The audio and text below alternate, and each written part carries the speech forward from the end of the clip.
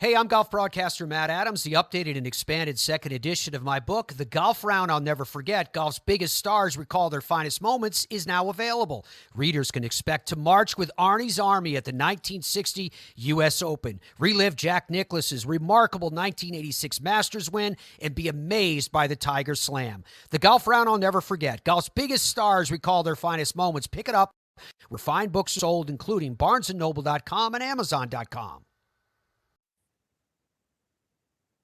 I'd like to introduce you to one of our newest sponsors, funkychunky.com. What is Funky Chunky? Funky Chunky is a website that sells a lot of different things, but it basically deals with popcorn, great tasting variety type popcorn.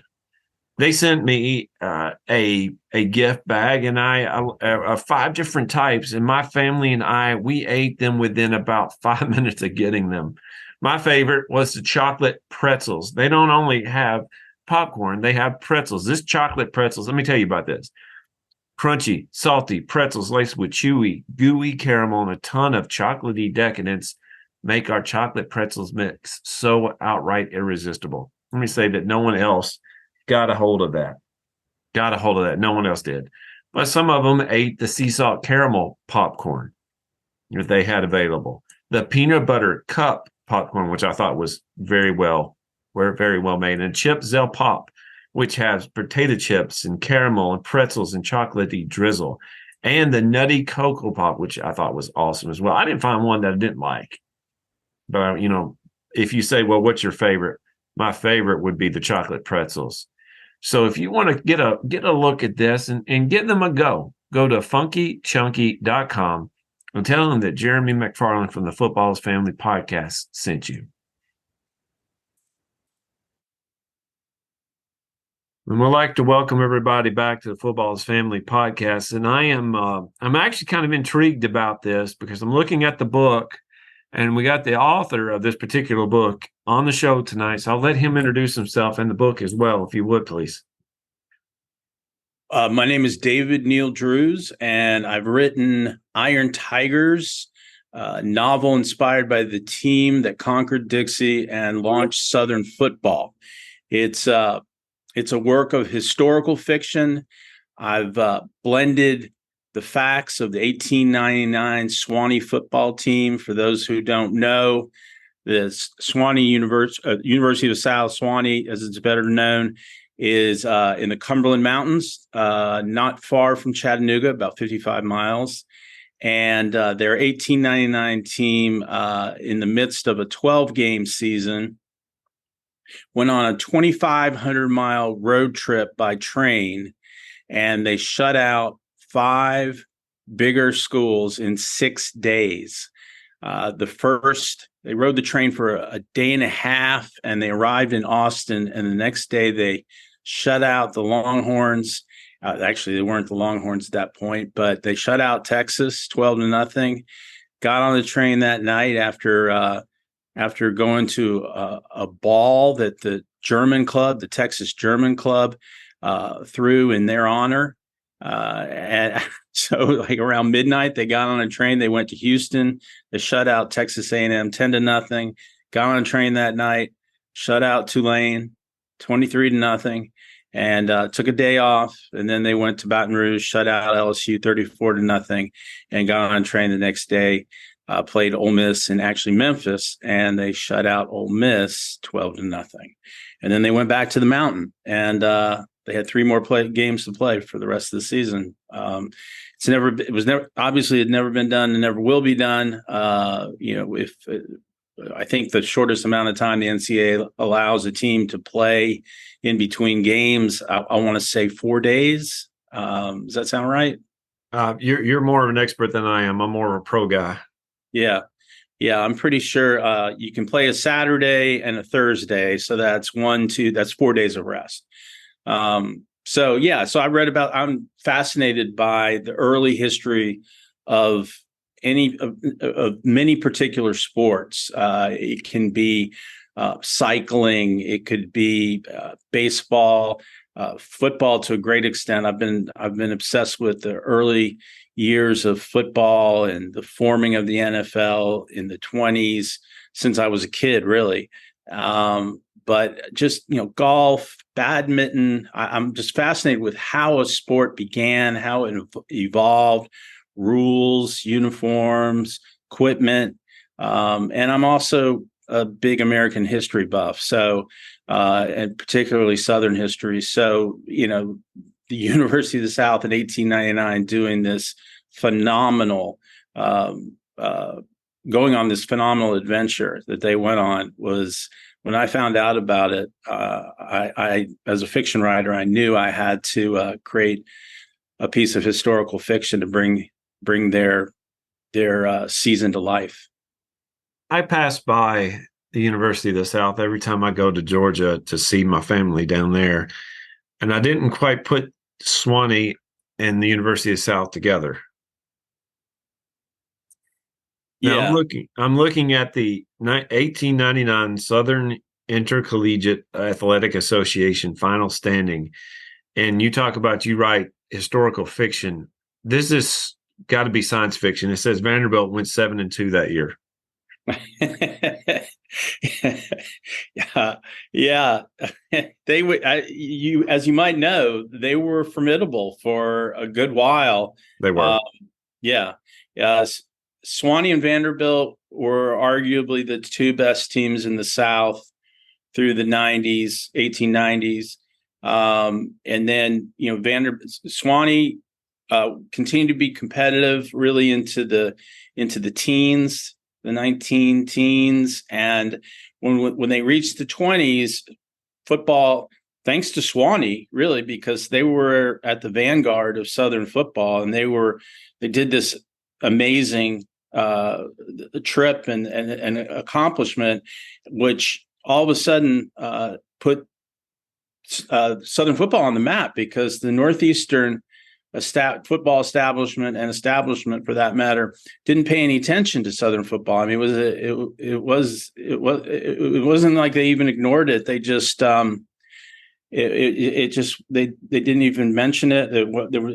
Southern football was rarely mentioned in Northeastern newspapers. And at that time in college football in the 1890s and thereafter for a while, the Big Four, they weren't Clemson, Alabama, Ohio State, and Georgia, but they were Harvard, Yale, Princeton, and Penn. Those were the four most dominant teams in the country. And they got their start in the 1870s. The first college football game was 1869, and that was Rutgers versus Princeton. And so they weren't called the Ivy League schools yet, but, all four of those teams I just listed, eventually were part of the Ivy League. But those were the dominant teams. And then the Midwestern teams got going in the 1880s. And we're talking about the University of Chicago, which is now Division III, like Swanee is now Division III, Northwestern, Michigan, and Wisconsin, and those were the Big Four in the Midwest. They got going in the 1880s. It got big, so essentially in the Midwest, and then the South didn't get going till 1890s. In fact, the first Southern team of note didn't start till 1889, and that was the University of Virginia. Swanee didn't start till 91. I'm a UT graduate, and my first collegiate football game ever was in 1970. First game I ever saw in person was 1970, Tennessee versus UCLA. So I understand you're an Alabama fan, but you still seem like a nice fella. Well, I'll give you a story. I used to grow up, Vanderbilt, Tennessee, and anti-Tennessee. Tennessee offered my son he passed away last year, but they offered him a position, a spot inside their school, that just honorary spot. So I have nothing but good things to say about the University of Tennessee. Oh, well, I appreciate that. And I have heard you talk about your son before. And I've got a friend who's going through that right now, 3 months into that. And, you have my blessings. Absolutely. Thank you. But no, I knowing Southern football, because I grew up in Tennessee. I've lived in Alabama, Georgia. I've been around Alabama, Auburn, Georgia, Tennessee, Vanderbilt, some Kentucky, because I had friends who were Kentucky grads. Southern football seems to be rooted in people's DNA to the point that you cannot differentiate the DNA from the football. And it seems like what you're telling me is they were late. We were late to the ball game. I didn't quite realize that. Yeah. Very late, late to the ball game. And, part of it was, as you probably know, the South was in the doldrums. The aftermath of the Civil War, the Reconstruction period. Yeah. The economy was in ruins. It still hadn't recovered. Urbanization didn't really start, and an industrialization didn't really start in the South. It got going in the 1890s too, but we were latecomers to that, and so the South was beaten down. And Sewanee, as you probably know, the University of South is an elite school. It is an expensive school, and it was founded by large slaveholders, primarily by an Episcopal priest. Actually, he was a bishop. He was a bishop in the Episcopal school, in the Episcopal faith. Sewanee is an Episcopal affiliated school, and he was the principal founder, and his name was Leonis Polk. And the principles of the founding of Sewanee was the notion to keep elite Southern, several ideas, but one of the principal ones was to keep elite Southern men from going to the Northeast to get their education. Because many sons from very, very wealthy families would go to Princeton. They'd go to Penn. They'd go. The student manager for the 1899 team, because that tradition continued, went to Columbia for his law degree. So one of the reasons why they started the school was like, let's keep our future leaders, political leaders, business leaders, social leaders. Let's keep them in the South and educate them the way we want them educated. The secularism, we still have that alive today to some extent. I think that there's still, I think less so now. I mean, I turn 60 next week. I think much less so now, but the South, from the war on, felt like the Northeast, but also other parts of the North, looked down upon the South, and the South had something to prove. And you're talking about the DNA that was part of it. Let's create an elite school. In fact, they said the founding fathers of Sewanee said they said, we don't want our young men to have to go abroad, and they meant the Northeast, and they also meant going across the ocean to get their education. We want them to be able to get the finest and the best here, and so they were trying to groom the heirs, what turned out to be the heirs of the Old South, to be Southern educated gentlemen, as they would put it. You bring up the Reconstruction, which started pretty much as soon as Abraham Lincoln passed, which was awful for the South. We probably needed him as president at that time. You started with Andrew Johnson going to Grant, then on the way. Probably, I would say Reconstruction ended around 1900, something to that effect. Probably should have kept going. You're talking about not only rebuilding the infrastructure, you're talking about rebuilding farms, rebuilding the life of the person who had everything lost. But at the same time, you're talking about rebuilding the education system. Was Swanee, to your best of your knowledge, and I apologize if I'm asking something that may not be on your wheelhouse, but best of your knowledge, is this one of the first colleges to really kind of stand out down south? Well, I think Vanderbilt stood out. I think that Emory and Tulane. I think I don't know definitively when they started, but I think they were early prestigious schools for the South. But to give you an idea of Swanee's status in the 1890s, I read that the Vanderbilt students at that time referred to the Swanee students as the blue bloods of the South. Vanderbilt students. Vanderbilt's referred to Swanee students as the blue bloods of the South. Yeah. Okay. That's weird. Yeah. So as if Vanderbilt students aren't advantaged enough,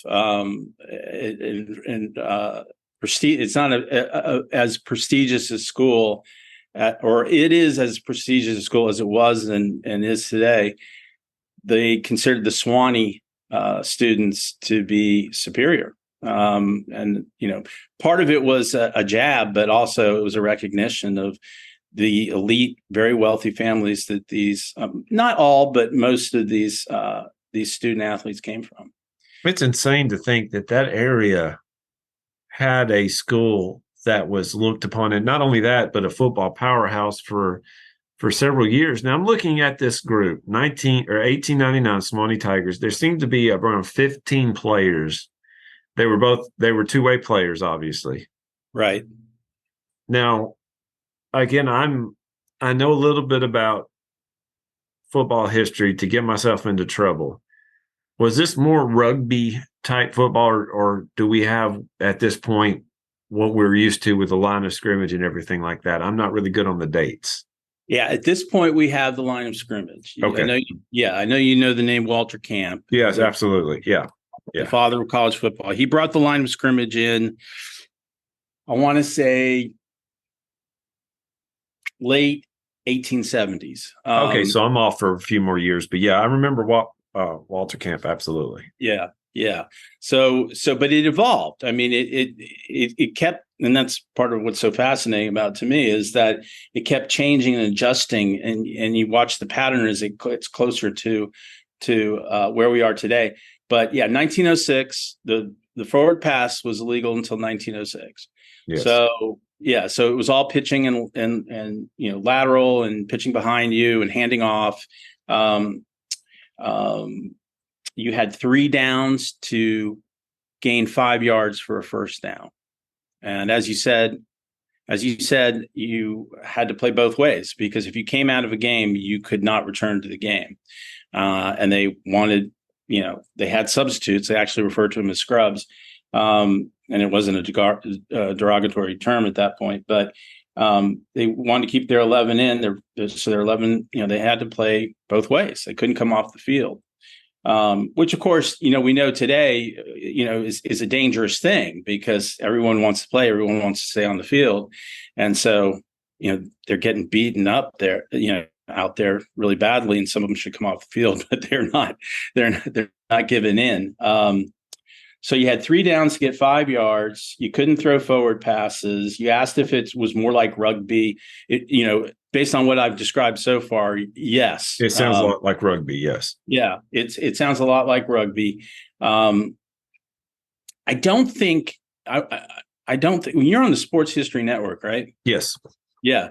So I was on Darren Hayes' Pigskin Dispatch show about 2 Thursdays ago, and he said, "You've got to listen to one of our podcasts next week." Because we're having a guy who's a PhD in England, and he's an expert on rugby.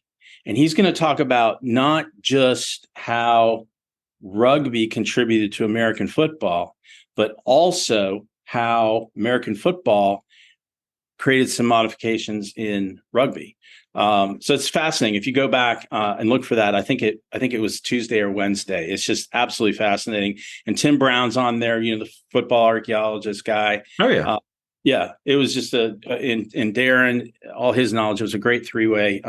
But to get back to your question, yeah, very much like rugby, but one big difference, and the big difference is punting. And they had punting as early as the 1870s. So you in rugby now, I don't know if this has always been the case, but you're not allowed to have a forward pass, but you can punt to someone on your own team. And if they catch it, they can advance.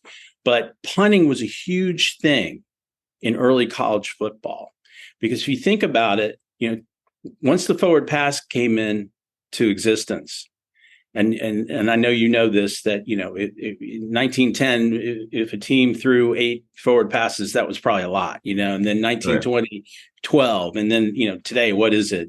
Like in a typical NFL game, a team will throw what? You can get 40 or 50 easy.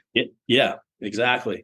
So how do you advance the ball? How do you win the game of field position if you can't throw forward passes? They did it through the punting game. The punters were arguably the most important players on the team. And what would happen was they would get in punting battles where one team would punt the ball to the other team. The return man would catch the ball. He would actually, before he caught the ball, he would dig his heel. He'd make a divot with his heel in the field, in the turf. He would make a divot with his heel, catch the ball, and because he made that divot, he had to be given, basically a 5-yard free zone. And he would kick very often. He could either, down the ball there, and his team could start on offense from that point, or he could kick it back. And very often they would go back and forth. And if they thought they had a better punter and they had a better team in terms of getting under the punts, they would just keep punting until, in hopes and then, of course, encouraged to continue it if they were pushing the other team back against their goal line, that team's goal line. And so punting was just a huge aspect of the game, because field position was everything, because you couldn't throw a forward pass. So the fans that came out to these games, today we want to see that great, post route and, the pass being dropped in the receiver's breadbasket. We want to see that. Well, back then they wanted to see spectacular punting. And they did. These guys, the ball was, bigger. It was like a rugby ball. And because of that, they could, if you miskicked a little bit, it was forgiving, because, it was somewhat almost like a soccer ball, somewhere between a soccer ball and a football today. But they would, they had spirals, even though these balls were like melons, they had spiral kicks, and the fans would ooh and ah over the punts, and they loved it when it went back and forth. Field position was so critical that there was a rule that if a team on offense lost 20 yards, they got a first down. If they lost 20 yards, they got a first down.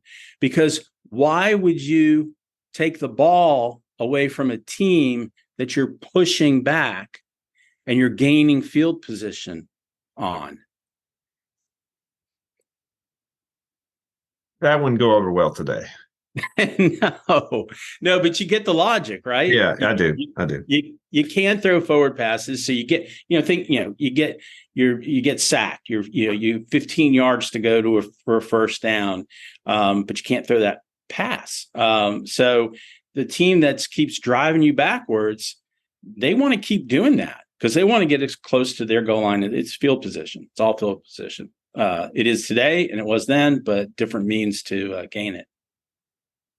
This is fascinating. This is stuff that you can only learn from people who have delved into a topic like this. And David, just got a few more minutes that I want to run by you on a couple of things. How long did it take you to research and get this book together? 5 years. 5 years. And 5 years. The labor of love, wasn't it? Absolutely. Absolutely. Now, these guys right here, I'm Uh-huh. looking at them, 15 guys. They don't look very big at all. Average weight, 169 pounds. The biggest guy was 6'2", 200. Well, that's a big dude. No, he was 6 feet, 190. 6 feet, 190. Okay. Yeah. But the smallest guy was 126. He was an end, a gymnast, and he was one of their best football players. But 169 was even a small team average for back then. So they were small. You're right. But that probably helped with their conditioning and with their ability to do what they did so many days in a row. Being fit. Mm-hmm. Yeah. Yeah. Well, it's interesting. You mentioned conditioning. Swanee at that time, they didn't take summers off. The students went to school during the summer and they took winter off. So their summer vacation was during the winter months because the weather was so treacherous up there, and heating wasn't as efficient and as comfortable as it is today. So they would go home during the icy winter months, and the other schools were in school. Were not at school during the summer, and Swanee was. So they would start conditioning for football in July. And so they had a head start. That was one advantage that this team did have over these bigger schools that they shut out. They shut out all five. Now, did you go to to Swanee, to the University of South for any of this? Yes, I did. I went to the archives, and they've digitized a great amount of materials. So at home, I was also able to continue my research. And my best primary resource or primary source, this is so cool. The student manager was this guy named Luke Lee. In my novel, he's quote unquote played by Alfie Melville. The student manager was really the prototype for not just the future athletic department, but the future, or not just the future athletic director, but really the department. He did everything: the scheduling, the finances, getting approvals from the administration, everything down to when they went on this road trip, he wanted 2 barrels of the school's water supply put on the train so the players wouldn't get dysentery. So you think about all, at the major schools now. Yeah. You think about all of how many people are involved in nutrition, food, et cetera, for the teams today. This guy was named Luke Lee. Real quickly, on Luke Lee, this guy was committed to Southern football becoming a vehicle for the resurrection of Southern manhood. And he wanted Swanee, his team, his school, to be at the vanguard of that one, and wanted Swanee to take the lead. And so that's why he did this. One of the reasons why he did this he put together this insane road trip. But I'm losing where I was talking about Luke Lee. Can you bring me back to your question? I apologize. I'm just listening. I'm just looking at him. Colonel in the U.S. Army, fought World War II or World War I, I should say. Senator for Tennessee. At the age of 32. At the age of 32. Yeah, he was audacious. He really was. There was nothing he didn't try to do. He even tried to kidnap, you're not going to believe this, but this is documented. 5 days after World War I ended, he and a few other officers went on an unauthorized mission to kidnap the Kaiser to bring him to Paris to stand trial for war crimes. He wanted to kidnap Kaiser Wilhelm. Yep, and bring him back to stand trial for war crimes. This guy, I mean, and so he's a 20-year-old, and this is his first foray into the world, doing just what's daring and reckless adventures. I mean, who goes after the U.S. Senate at the age 32, even back then? Who goes and tries to kidnap the Kaiser, the instigator of the First World War? But this was like his warm up for those efforts. You just got to keep in mind, he put his classmates on a train for 2,500 miles. It was a 9-day trip, but in the middle of that, they played 5 teams in 6 days. Again, he wanted to do something spectacular. He wanted to make money. Sewanee was having a hard time as a school getting students to come up there, and in the South, the state schools weren't rolling yet either, because education just wasn't a priority yet. But these New South guys, these New South young adults, they wanted education to be part of the New South. They wanted to be that, and they wanted an emphasis on that. And they felt like that was also something that football could do. And, you talk about the DNA, something that football could do to draw more Southerners to the state schools. And in addition to Sewanee, which was having a hard time, they needed money. They needed money to build the football program.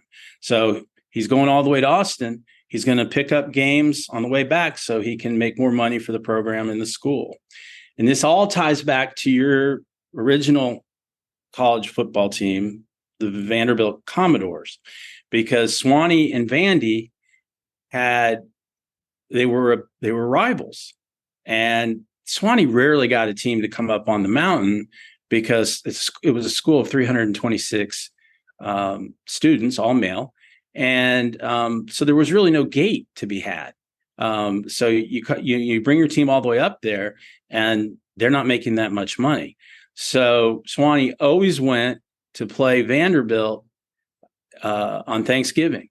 And of course, Nashville, they would get, and Vanderbilt, I don't know how many times bigger than Sewanee at that time, but I'm sure several, like the rest of the schools were that they played.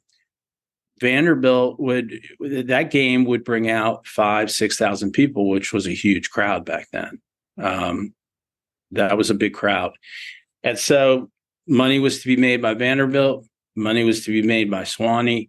In 1898, Sewanee beat Vanderbilt. Football experts considered Vanderbilt and Virginia as the 2 best teams at that time in the South. I would argue that Sewanee was better. They certainly were better in 1899, but there is argument that they were the best in 1898 even. But in the 1898 game, Sewanee, of course, played in Nashville. And then when it came time leading up to the fall 1899 season, Luke Lee was in negotiations with the Vanderbilt student manager. And Luke Lee felt that the revenue sharing structure was unfair towards Sewanee, and that Sewanee wasn't getting as much money from the game as they should. And then I also read somewhere that somebody speculated that that Luke Lee felt that not only did they get cheated by not getting enough of before the game, not getting an agreement where Sewanee got enough of the share, but at least one source speculated that Luke Lee also felt like they cheated Swanee at the gate. They didn't give them the revenues that they actually were due. Oh. So he's in negotiations with Vanderbilt to set up the fall 1899 game, and they reach an impasse. And so Luke Lee, and he's a son of Nashville. Big. I know you know the Belmead neighborhood. Oh, yeah. His family owned that land and eventually started that development. For those of our listeners who aren't familiar with Nashville, this is the oldest money neighborhood, a pretty good sized neighborhood in Nashville. Correct me if I've missed. Oh, it is humongous. Yeah. So, this is Nashville, his hometown. His father's in banking. They're landed. They own slaves. Obviously, up to the Emancipation Act. But that was another bold move by Luke Lee. And he's like, okay, we're not going to play you, Vandy. Well, that was their biggest money earning opportunity every year, to go to Nashville and have this big game on Thanksgiving. So he's like, well, we're going to go out to Texas. We went out there last year. We didn't pick up any games on the way back, but this year we're going to. So he had dual, or at least two main purposes. He wanted to do something spectacular to launch the South as a football region.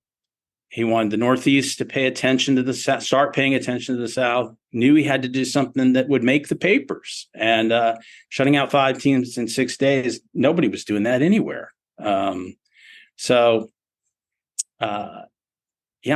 Well, we got just a couple more minutes. Thank you for being on here. This is absolutely fascinating. Where can they get your book?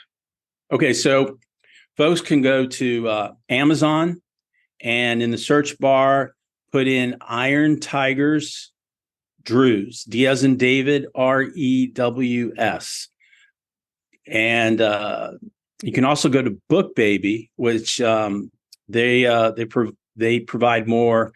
They provide better royalties for the authors. But if Amazon's your place, then please go there. But Book Baby, you just put in Iron Tigers. So Amazon, put in Iron Tigers Drews, and at Book Baby, put in Iron Tigers. You can also go to my website, which is irontigersfootball.com, irontigersfootball.com. There's a 90-second quote unquote movie trailer that we had created, which is coming attractions style video for the book. There you go. Yep, that's the. I will put this on the episode description. I'll put all these listings there. So all you have to do is just look on the show description and follow. Where can they follow you, David, on Twitter? Put in David Neal Drews. I don't know my actual handle. Let me see if I can pull it up real quick here for you. I have it. It's just not in front of me. Okay, here I can get it. Profile. Okay, it's at Drews, D as in David, REWS, Neil, NEIL, and then number 1. All right, we'll have that on there as well. Like I said, Zoom is about to kick me off. Thank you, David, for getting on and telling us about this. And I will make sure people know how to get a hold of your book. Thank you, Jeremy. I hope you enjoy the read, and I appreciate your show. And it's been really good to talk to you. Thank you, buddy. Thank you all for listening to Football's Family. Hey there, sports history fan. This is Arnie Chapman, a.k.a. the Football History Dude. And I hope that you enjoyed this recent episode presented by the Sports History Network and were able to learn some good old-fashioned sports history knowledge nuggets. I started the Sports History Network back in 2020 with the mission to help podcasters find a community of like-minded sports history nerds, as well as helping aspiring podcasters to start their own shows.